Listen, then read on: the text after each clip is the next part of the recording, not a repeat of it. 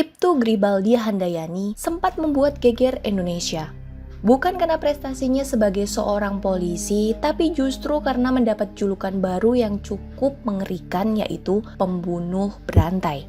Ini gimana sih ceritanya? Kok bisa dari polisi jadi pembunuh berantai? Sini aku ceritain.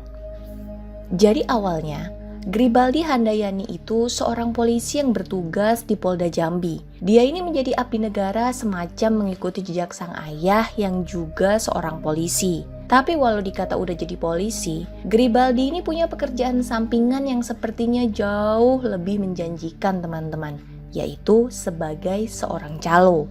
Bukan sembarang calo, tapi Gribaldi adalah calo penerimaan PNS dan polisi di Sekolah Bintara Jambi. Dan untuk pekerjaannya ini, Gribaldi biasa mematok uang jasa mulai dari 25 juta hingga 50 juta rupiah per orang. Gede banget ya? Itulah makanya beberapa tahun terakhir Gribaldi terlihat lebih asik sama pekerjaan sampingannya itu ketimbang tugas utamanya sebagai polisi. Ya gimana? Siapa yang gak kegiur coba kalau segede itu penghasilannya kan? Gak heran, Gribaldi itu bisa membeli sebuah rumah besar di perumahan Pondok Sejahtera, Kota Jambi. Dan seperti layaknya agen rahasia, Ibtu Gribaldi gak pakai nama asli saat beraksi menjadi calo. Dia ini selalu memakai nama samaran seperti Heri, Gehanda, TG, dan Grihanda. Beberapa teman polisinya di Polda Jambi bercerita jika Gribaldi ini kurang profesional gitu dalam menjalankan tugas kepolisian. Dia ini nggak serius bekerja, bahkan cenderung nggak betah tinggal lama gitu di kantor. Biasanya dia ini datang ke kantor untuk apel pagi. Nah, setelah apel, dia kayak cepet-cepet ninggalin kantor dengan 1000 alasan. Seringnya nih, dia pergi berjam-jam, yang tentu saja mengabaikan segala tugas polisinya ya. Terus dia baru balik lagi saat apel sore. Tapi di luar sikap yang gak profesional itu, perilaku Gribaldi ini relatif wajar-wajar aja. Artinya gak ada gelagat-gelagat aneh gitu. Dia ini termasuk suka bergaul dengan siapa saja. Tapi kalau udah sama petugas yang ibaratnya pangkatnya lebih rendah gitu, dia ini gampang marah dan cenderung bersikap keras. Gak hanya itu ya, karena ternyata Gribaldi juga punya catatan yang kurang baik lah ibaratnya. Dia ini beberapa kali terkena hukuman dari instansi kepolisian. Dia juga pernah menjalani sidang disiplin akibat dari kasus yang melibatkan perempuan dan asusila. Bahkan gongnya, Gribaldi pernah menjual nama salah seorang pemimpinnya untuk kepentingan pribadi waktu dia bertugas di Polres Kerinci, Jambi. Karena hal itu pula, dia akhirnya ditahan dan mengalami penundaan kenaikan pangkat selama 2 periode. Tapi walaupun begitu, selama bertahun-tahun Gribaldi bekerja sebagai polisi, gak ada satupun yang curiga jika ternyata Gribaldi mampu melakukan kejahatan besar. Kejahatan yang bahkan mampu menggemparkan 3 Polda sekaligus, yaitu Polda Jambi, Polda Riau, dan Polda Sumatera Selatan. Dan gak hanya itu, karena setelah kasusnya ini benar-benar terkuak, gempar loh seluruh Indonesia. Terungkapnya sepak terjang kekejaman Gribaldi bermula dari sebuah penemuan yang cukup mengejutkan. Jadi, pada tanggal 28 Desember 2004, tepatnya di kawasan Batu Lincir, Sumatera Selatan, ditemukan sesosok mayat perempuan yang kondisinya gosong dari pinggang ke atas. Beneran hanya nyisa sepasang kaki, sepatu, dan sebuah cincin doang. Gak pakai lama berita penemuan mayat itu pun langsung menggemparkan Jambi dan seluruh Sumatera Barat. Sampai akhirnya, sebuah keluarga yang merasa kehilangan anggota keluarganya mencoba mengidentifikasi jasad itu. Dan mereka ini kaget banget karena sepatu dan cincin yang ditemukan di samping jasad itu adalah barang milik keluarga mereka yang hilang. Orang tersebut bernama Listi Kartika Baiduri. Gak nunggu lama-lama lagi, polisi pun langsung menginterogasi pihak keluarga buat nyari tahu kira-kira siapa aja nih orang yang terakhir berhubungan sama Listi. Dan akhirnya polisi dapat informasi bahwa orang yang terakhir berhubungan dengan Listi itu adalah Gribaldi. Berbekal informasi itu, polisi segera melakukan penggerebekan ke rumah Gribaldi. Tapi nggak disangka nih, saat polisi melakukan penggeledahan buat nyari barang bukti, polisi malah menemukan ratusan peluru di sana. Jenis peluru ini biasa digunakan digunakan polisi dengan jenis senjata tertentu. Nah, masalahnya sejak berdinas 5 tahun lalu di Polda Jambi, Gribaldi ini nggak pernah diberi kepercayaan memegang senjata api karena ya reputasinya yang nggak bagus itu. Polisi curiga dong, hingga akhirnya Gribaldi ditahan atas tuduhan kepemilikan senjata api ilegal. Dan nggak cuma itu, karena polisi juga nemuin beberapa ponsel yang salah satunya milik Listi, beberapa BPKB mobil, berbagai stempel instansi Polri dan sipil yang biasa digunakan untuk memalsukan dokumen, sebuah kartu nama, serta ijazah Listi. Tapi, walaupun di rumah itu ditemukan beberapa barang milik Listi nih, polisi nggak bisa gitu aja menetapkan Gribaldi sebagai pembunuh Listi. Polisi waktu itu hanya bisa menanyakan alibinya pada saat kematian Listi, dan alibi yang dikemukakan Gribaldi cukup kuat ternyata, karena dia bisa membuktikan jika pada waktu kematian Listi, Gribaldi ini sedang berada di rumah. Fakta ini juga dibenarkan oleh Ekowati, sang istri. Selain itu, di hari yang sama, Gribaldi juga terlihat sebagai wasit dalam pertandingan voli di Polda Jambi. Tapi tentu saja polisi nggak kehabisan akal ya. Apalagi saat dilakukan pemeriksaan di mobil Panther milik Gribaldi, ditemukan bercak darah dengan golongan darah O, sama dengan golongan darah Listi. Dan karena penemuan jasad Listi ini, polisi kayak flashback gitu ke kasus-kasus penemuan mayat tanpa identitas lainnya yang terjadi di sekitar Jambi. Dan ternyata, beberapa waktu yang lalu ada kasus penemuan mayat pria yang kondisinya mirip dengan Listi, yaitu dibakar. Lokasinya juga nggak jauh dari tempat jasad Listi ditemukan. Tapi karena waktu itu identitas mayat nggak diketahui dan nggak ada juga keluarga yang merasa kehilangan anggota keluarganya, ya udah akhirnya jasad itu dimakamin. Dan karena kondisi mayat-mayat ini cenderung sama dan TKP-nya juga berdekatan ya, polisi menduga kasus ini berkaitan. PR pertama polisi adalah menemukan identitas mayat pria yang masih belum teridentifikasi. Saat itu, polisi mencoba membandingkan foto jasad sama foto seorang pria yang statusnya buron karena tersangkut masalah penipuan. Dan setelah disejajarin dan dibanding-bandingin, ternyata kok mirip. Wah, jangan-jangan orang yang selama ini dicari polisi ini udah jadi mayat. Untuk memastikan hal ini, saat itu polisi mencoba menghubungi pihak keluarga dari Ngadimin, orang yang sedang dicari polisi. Dan benar aja, setelah melewati berbagai tes, hasilnya spesifik jika benar, mayat itu bernama Ngadimin. Menurut hasil otopsi Ngadimin, selain terdapat luka bakar, ternyata di dalam tubuh Ngadimin juga terdapat 4 proyektil peluru. Gak pakai lama, polisi kemudian berusaha menggali informasi dari keluarga Ngadimin. Dari sanalah diketahui bahwa bulan-bulan terakhir Ngadimin terlihat masih hidup, atau sekitar bulan Agustus 2004, Ngadimin ini sering banget terlihat bersama Gribaldi. Pihak keluarga tidak curiga Ngadimin udah meninggal karena mereka mengira Ngadimin ini cuma kabur gitu, karena kan dia tersangkut kasus penipuan ya, dan statusnya juga jadi buronan polisi gitu. Karena lagi-lagi ada nama Gribaldi di balik penemuan 2 mayat, polisi pun mulai menyimpulkan jika kedua kasus ini berkaitan. Namun saat hal itu dikonfirmasi kepada Gribaldi, dia ini selalu membantah dan bilang tidak ada sangkut pautnya dengan mereka berdua. Untungnya, saat itu posisi Gribaldi lagi ditahan ya, jadi polisi juga bebas menyelidiki rumah Gribaldi tanpa takut Gribaldi membuang barang bukti sekecil apapun. Mulai deh, polisi menyelidiki semua hal yang berkaitan dengan Gribaldi. Polisi bahkan memeriksa semua orang yang mungkin kenal sama Gribaldi. Mau itu keluarga, teman, tetangga, kerabat jauh, pokoknya semua kemungkinan sekecil apapun tentang Gribaldi diselidiki sama polisi. Hasil dari penyelidikan itu bukannya mendapatkan titik terang, polisi justru malah menemukan PR lain teman-teman. Jadi ternyata ada 2 orang wanita bernama Gusmarni dan Nurmata Lili, di mana mereka ini dinyatakan hilang setelah terlihat bersama Gribaldi. Nah loh, 2 aja belum terpecahkan, ini malah nambah 2 lagi. Karena fakta baru ini, polisi semakin yakin jika Gribaldi terlibat dalam kasus besar kali ini. Karena sekarang yang menjadi misteri bukan hanya Listi dan Ngadimin, namun sudah ditambah dengan Gusmarni dan Nurmata Lili juga. Untuk membantu memecahkan kasus ini, polisi Jambi pun mulai berkoordinasi dengan Polda Riau dan Polda Sumatera Selatan. Mereka ini mulai mendata ulang penemuan mayat-mayat yang tidak teridentifikasi. Hasilnya, mereka menemukan lagi 2 kasus penemuan mayat wanita yang tidak teridentifikasi di wilayah Kubu Rokan Riau.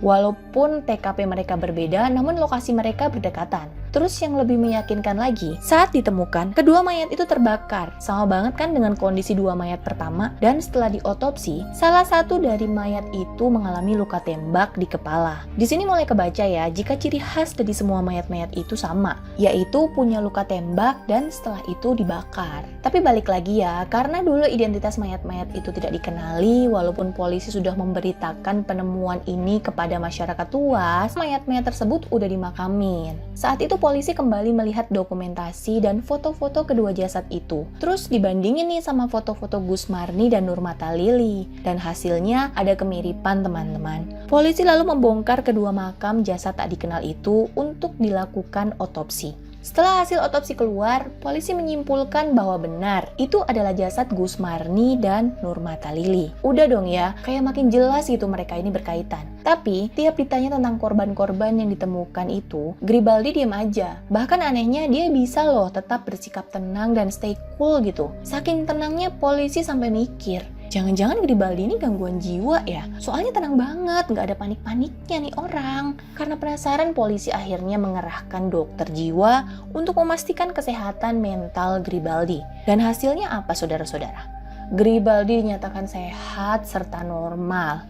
Wah, psikopat nih orang. Polisi yang tentu saja tidak menyerah gitu aja, mencoba segala kemungkinan termasuk mendatangi sebuah alamat dalam kartu nama yang ditemukan di rumah Gribaldi. Di kartu nama itu tertulis alamat sebuah tempat rental mobil bernama Alam Sinaga. Dalam pertemuan itu, pemilik rental memberikan informasi jika pada tahun 1999 salah satu mobilnya pernah dirampok dan sopir mobil itu yang bernama Rusdin Sidauruk ditemukan meninggal. Dan apa yang lebih mengejutkan, ternyata penyewa mobil itu atas nama Gribaldi, teman-teman. Kasus penemuan Rusdin emang udah lumayan lama ya, tapi polisi saat itu juga belum menemukan siapa pembunuhnya nih. Dan karena udah lama banget juga, tentu saja jasad Rusdin udah dimakamin. Tapi berhubung kemungkinan besar kasus ini berkaitan, maka polisi pun membongkar makam Rusdin buat diotopsi. Hasil otopsi menunjukkan Rusdin tewas ditembak dan ditemukan 7 proyektil peluru di tubuhnya.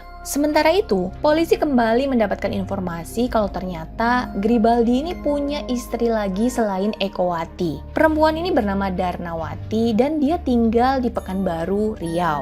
Maka tanpa buang waktu lagi, polisi segera bergerak menuju rumah perempuan itu. Dan di sana, polisi menemukan 2 unit mobil yang cukup mencurigakan, yaitu Isuzu Panther warna silver dan Toyota Kijang warna hitam. Plat mobil itu memang sudah diganti, tapi polisi curiga nih, jangan-jangan mobil ini adalah mobil curian dari korban-korban yang udah dibunuh Gribaldi. Pas ditanya, Darnawati bilang kalau dia nggak tahu menau tentang asal-usul mobil itu. Dia tuh cuma bilang kalau Gribaldi nitipin mobil-mobil itu sama dia, gitu aja. Akhirnya, kedua mobil itu plus Darnawati diangkutlah tuh ke Polda Jambi buat dijadiin alat bukti dan dikonfirmasi sama Gribaldi. Namanya juga lagi diselidiki ya. Tentu semua barang-barang termasuk HP Darnawati juga diperiksa dong. Dan waktu polisi memeriksa ponsel Darnawati, sebuah titik terang tentang kasus ini mulai ditemukan. Polisi nemu satu SMS dari nomor tidak dikenal yang diduga berasal dari Gribaldi. SMS itu sebenarnya sederhana, cuma kayak pertanyaan doang. Bunyinya gini nih, barang sudah sampai ke Bapak di Medan?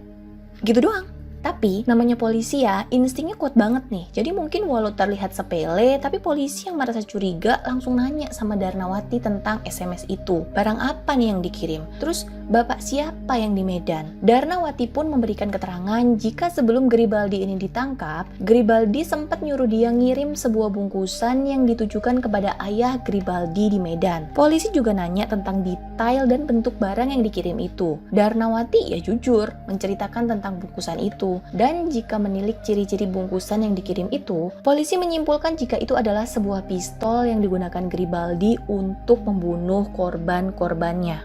Tak ingin kehilangan segala kemungkinan, polisi segera mendatangi rumah orang tua Gribaldi di Medan. Mereka menggeledah seluruh bagian rumah orang tua Gribaldi untuk mencari barang bukti penting kali ini. Dan akhirnya usaha polisi membuahkan hasil teman-teman. Karena walaupun tadinya sempat zonk ya, polisi nggak pantang menyerah hingga akhirnya menemukan sebuah pistol revolver 38 yang dikubur di belakang rumah orang tua Gribaldi. Senjata itu bukan milik Gribaldi. Karena seperti yang aku bilang tadi, selama Gribaldi bertugas sebagai polisi, dia tidak diizinkan untuk memiliki pistol karena perilakunya yang dianggap tidak cukup baik. Usut punya usut, Gribaldi mendapatkan senjata itu dengan mencurinya dari sesama polisi. Setelah menyita pistol itu, polisi lalu melakukan uji balistik untuk membandingkan proyektil yang didapat dari tubuh korban dan hasilnya identik. Pistol itulah yang dipakai Gribaldi untuk membunuh para korban-korbannya. Dengan bukti yang kuat kali ini, polisi kembali menginterogasi Gribaldi dan akhirnya Gribaldi nggak bisa lagi berkelit. Dia pun mengakui jika dirinya lah yang membunuh kelima korban yang telah ditemukan polisi itu. Dia bahkan kemudian mengakui pula jika sebenarnya korbannya bukan cuma 5, tapi 7 teman-teman. Gribaldi bilang jika ada 2 korban lain, yaitu pria yang bernama Muhammad Ali alias Mamat dan wanita bernama Yeni Farida. Setelah diselidiki, jasad Mamat ditemukan polisi di Talang Kerinci Riau pada tahun 2004. Jasad itu ditemukan dalam kondisi terbakar tanpa diketahui siapa pembunuhnya. Namun, jasad Yeni Farida sampai sekarang gagal ditemukan polisi. Akhirnya polisi merilis semua korban kekejaman Gribaldi sebanyak 7 orang yang dilakukan dalam kurun waktu 1999 sampai tahun 2004 di area Jambi, Riau, dan Sumatera Selatan. Gribaldi pun kemudian merinci satu persatu motif dan cara yang digunakan dalam membunuh setiap korbannya. Korban pertama Gribaldi bernama Rusdin Sidauruk. Pria ini berusia 40 tahun. Dia adalah pengemudi mobil rental Alam Sinaga, yaitu mobil Toyota Kijang yang dipakai Gribaldi dari Medan ke Jambi pada tahun 1999. Penyebabnya sepele. Menurut Gribaldi, dia kesal saat Rusdin meledeknya mirip etnis Tionghoa karena dia kan berkulit putih ya. Jadi di tengah perjalanan di wilayah Bengkalis Riau, saat Rusdin berhenti untuk buang air kecil, udah deh Gribaldi menembak kepalanya dari belakang sebanyak 7 kali. Terus dia kemudian membawa kabur mobil Toyota Kijang itu lalu mengganti plat mobilnya untuk menghilangkan jejak.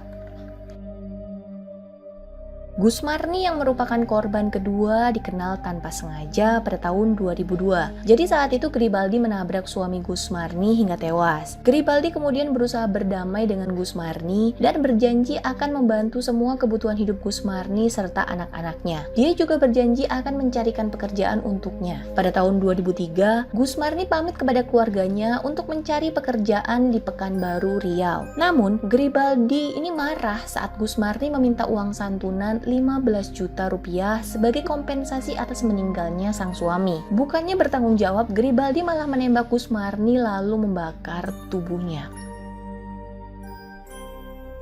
Ngadimin korban ketiga Gribaldi awalnya adalah rekan kerjanya saat Gribaldi menjadi calo. Pria yang berprofesi sebagai wartawan itu bertugas meminta uang kepada para klien yang ingin dimasukkan sebagai polisi. Saat itu, Ngadimin membuat Gribaldi kesal karena dirinya terus-menerus menagih janji Gribaldi untuk memasukkan kliennya menjadi polisi karena mereka itu udah pada bayar gitu. Dia kemudian menembak Ngadimin sebanyak 4 kali lalu membakar tubuhnya. Nurmata Lili adalah korban keempatnya. Sebenarnya, dia adalah istri kedua Gribaldi. Dia dinyatakan hilang pada tahun 2004. Gribaldi menikam tubuh Nurmata di Pangkalan Kerinci Riau karena cemburu. Dia ini curiga istrinya mempunyai kekasih baru. Dia kemudian membakar jasad istrinya dan mengatakan kepada orang-orang bahwa Nurmata ini pergi ke Jakarta untuk kursus kecantikan. Muhammad Ali alias Mamat, korban kelima Gribaldi, ditemukan polisi pada April 2004. Gribaldi menembak pria itu 4 kali di kepala dan dada, kemudian membakar jasadnya setelah mereka ribut soal urusan mobil. Gribaldi kemudian membawa kabur mobil Isuzu Panther dan mengganti plat nomornya untuk menghilangkan jejak. Listi Kartika Baiduri, korban Gribaldi ke-6, adalah orang yang dikenal Gribaldi di dalam sebuah seminar. Mereka bisa dekat karena Gribaldi mengaku bisa memasukkan Listi dan adiknya menjadi seorang PNS. Pada tahun 2004, Listi berpamitan kepada keluarganya untuk melakukan pelatihan kerja di kantor yang dijanjikan Gribaldi. Sejak saat itu, dia dinyatakan hilang. Listi dibunuh dengan cara ditembak, lalu jasadnya dibakar oleh Gribaldi yang marah karena Listi terus-menerus mendesak Gribaldi untuk memasukkan adiknya menjadi PNS juga. Yeni Farida, Korban terakhir Garibaldi adalah selingkuhan Garibaldi. Dia dinyatakan hilang pada tahun 2004. Menurut Garibaldi, mayatnya dibuang di kawasan Air Molek Riau, namun sampai sekarang gagal ditemukan oleh polisi. Garibaldi membunuh Yeni karena perempuan itu hamil 3 bulan dan menuntut untuk dinikahi. Setelah melewati proses penyelidikan yang sangat panjang, akhirnya kasus Ibtu Garibaldi Handayani disidangkan dan Pengadilan Rengat Indagiri Riau pun memutuskan untuk menjatuhkan hukuman mati untuk Garibaldi atas tindakan kejamnya yang telah membunuh 7 orang tersebut. Nah, inilah akhir dari kisah pembunuh berantai yang berasal dari Jambi, yang ternyata berprofesi sebagai seorang abdi negara yang bahkan seharusnya bertugas melindungi rakyat. Terima kasih yang sudah menyaksikan video ini dari pertama hingga akhir. Boleh banget dong untuk bantu support channel YouTube aku dengan cara klik tombol subscribe dan nyalakan lonceng notification agar kalian tahu saat aku cerita lagi, cerita mulu, cerita terus untuk kisah selanjutnya. Dadah!